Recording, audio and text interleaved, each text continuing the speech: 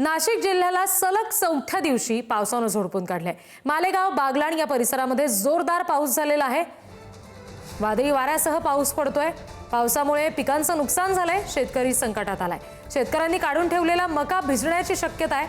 परतीच्या पावसानं शेतकऱ्यांची पुन्हा एकदा चिंता वाढवल्याची सध्या चिन्ह नाशिकमध्ये दिसतायत।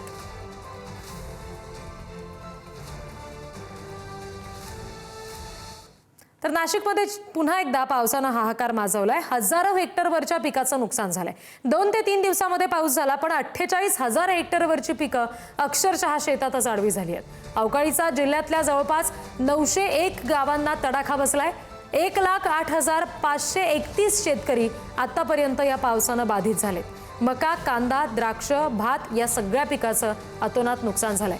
फळपिकं आणि भाजीपाल्याला सुद्धा या पावसाचा मोठा फटका बसलाय। शिवाय पुढचे 2 ते 3 दिवस जोरदार पावसाचा अंदाज हवामान खात्यानं वर्तवलाय। नुकसानीची आकडेवारी आणखी वाढण्याची शक्यता त्याच्यामुळे आहे। या अतिवृष्टीनंतर ऑक्टोबरमधील अवकाळीच्या तडाख्यानं शेतकऱ्यांच्या अक्षरशः डोळ्यात पाणी आणलंय।